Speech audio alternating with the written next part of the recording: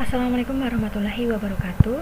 Saya Maratu Solikah, NIREM 0301190094, Prodi Penyuluhan Pertanian Berkelanjutan, Politeknik Pembangunan Pertanian Yogyakarta, Magelang, jurusan Pertanian. Pada kesempatan kali ini saya akan mempresentasikan hasil kerja saya tentang perencanaan produksi olahan tanaman pangan yang berbahan dasar kentang. Tentu saja produk olahan ini akan menciptakan rasa yang nikmat, lezat, dan tentunya bergizi. Apa sih kering kentang itu? Jadi, kering kentang itu adalah produk olahan tanaman pangan yang berbahan dasar kentang, di mana olahan tersebut dicampur dengan bumbu-bumbu dapur yang sudah diracik dengan takaran yang pas hingga menciptakan rasa yang nikmat dan lezat. Kemudian untuk kering kentang itu sendiri, dia memiliki cita rasa yang pedas manis. Jadi bagi para konsumen yang sekiranya tidak suka terlalu manis ataupun terlalu pedas, makanan ini sangat cocok untuk dikonsumsi. Kemudian makanan ini juga dapat dikonsumsi oleh semua kalangan manusia, baik dari segi penghasilan dan lain sebagainya. Kemudian, apa sih kandungan kentang itu? Jadi dalam kentang itu sendiri mengandung karbohidrat, serat, protein, antioksidan, kalium, folat, vitamin B, dan vitamin C. Kenapa saya memilih produk kering kentang ini? Ada beberapa alasan yang saya pilih. Alasan yang mendasari dalam pembuatan perencanaan olahan produk kering kentang adalah yang pertama, karena dalam kentang itu sendiri memiliki banyak manfaat bagi kesehatan tubuh. Jadi dalam kandungan kentang itu sendiri bisa bermanfaat untuk kesehatan jantung, tulang, tekanan darah, metabolisme, penyakit kanker, memperlancar pencernaan, dan rasa cepat kenyang. Kenapa di sini ada rasa cepat kenyang? Karena dalam kentang itu sendiri mengandung karbohidrat. Yang kedua, alat dan bahan yang digunakan dalam pembuatan kering kentang ini mudah didapatkan, ada di sekitar kita, karena alat-alat tersebut dan bahan tersebut biasa digunakan oleh ibu-ibu ataupun kita ketika memasak di dapur. Kemudian yang ketiga itu karena simple, jadi cara pembuatannya itu sangat simple dan bisa dilakukan oleh semua orang. Itu pun juga kembali lagi pada siapa yang niat untuk membuat kering kentang ini. Lalu kenapa saya memilih kering kentang? Dikarenakan makanan ini cocok sekali dijadikan sebagai cemilan. Selain itu juga bisa dijadikan sebagai lauk pauk. Kalau misal anak kos biasanya sering menggunakan makanan ini untuk sebagai lauk karena simple, awet, dan memiliki rasa yang pas ketika dipadu-padankan dengan nasi. Kemudian biasanya di tempat-tempat wisata ada juga oleh-oleh kering kentang ini, jadi bisa dijadikan oleh-oleh untuk keluarga yang ada di rumah yang menanti kita dari wisata atau dari liburan. Kemudian juga untuk kering kentang ini dapat dikonsumsi oleh berbagai kalangan, baik dari segi usia, pendidikan, pendapatan, dan lain sebagainya.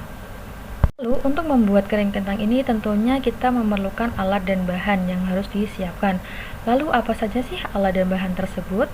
Jadi kita harus mempersiapkan terlebih dahulu alatnya. Untuk alat itu sendiri kita bisa menyiapkan pisau, telenan, cobek, ulekan, pasah atau alat iris kentang, baskom, wajan, spatula, dan peniris minyak. Kenapa dalam bahan ini terdapat kapur sirih atau baking soda?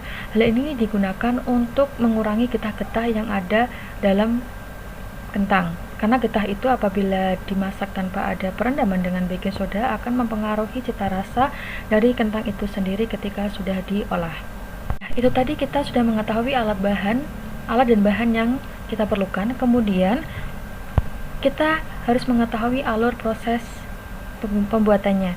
Jadi untuk pembuatan ini ada melalui beberapa tahap, yaitu persiapan alat dan bahan, kemudian dilakukan pengupasan kulit, pencucian pertama, pengirisan, perendaman irisan, pencucian kedua, penggorengan, pembumbuan, pengemasan, dan penyimpanan. Pada pengupasan kulit, tentu saja sebelum diiris, kentang harus dikupas kulitnya dengan bersih, kemudian dicuci. Pencucian ini berguna untuk membersihkan kentang-kentang tersebut dari tanah atau debu yang menempel pada kulit dan tangan. Kemudian setelah dicuci bersih, dilakukan pengirisan. Kentang dapat diiris tipis-tipis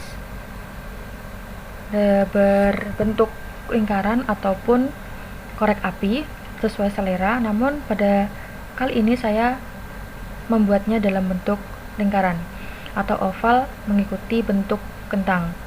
Jadi kentang itu diiris tipis-tipis agar nanti ketika digoreng teksturnya renyah, tidak alot ataupun tidak melempem.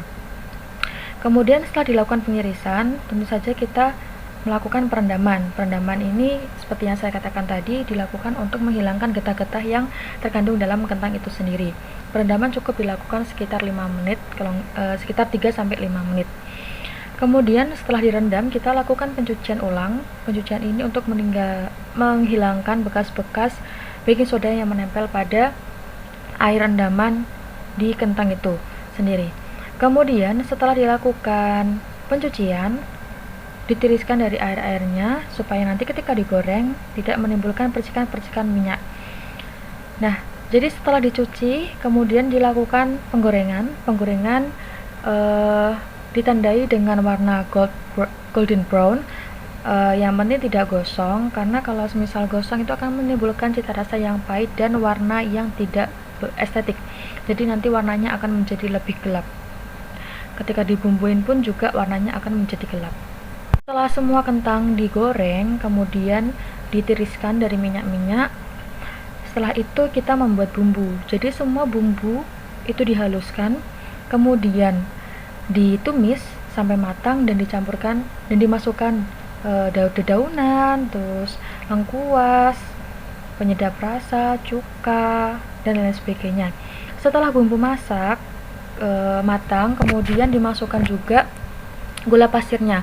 Jadi gula pasir dimasukkan setelah semua bumbunya ini dimasak dengan secara matang. Kemudian gula pasir ini harus kita aduk secara terus-menerus dengan api kecil supaya menjadi karamel. Nah, setelah semua bumbu matang, kemudian masukkan kentang yang telah digoreng tadi.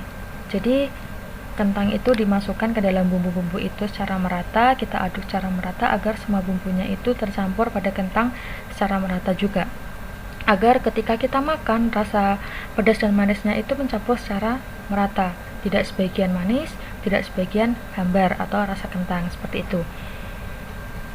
Dan teman-teman, setelah dilakukan pembumbuan, matikan kompor dan diamkan sekitar 1 menit agar ketika dikemas produk tersebut tidak menguap di dalamnya dan tidak menimbulkan rasa perubahan tekstur pada kentang yang telah dibumbui tadi, dan menghindari adanya tekstur yang melempem, jadi agar teksturnya itu tetap renyah.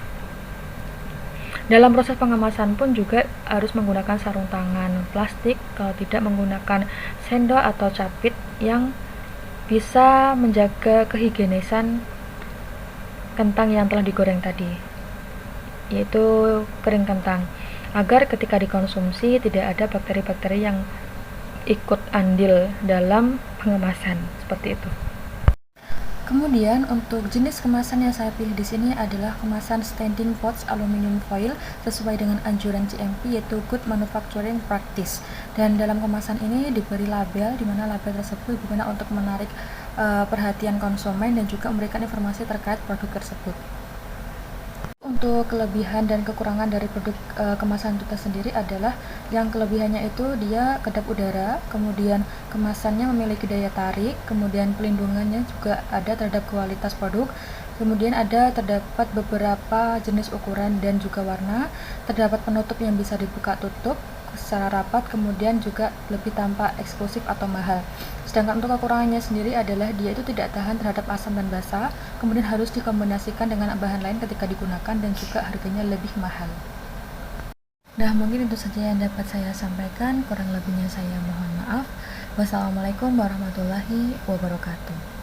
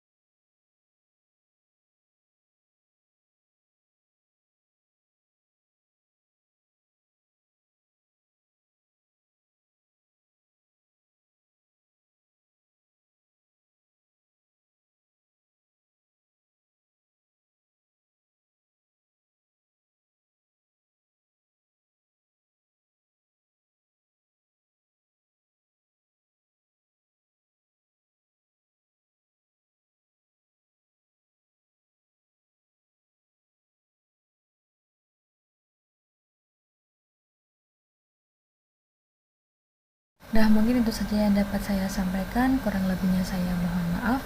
Wassalamualaikum warahmatullahi wabarakatuh.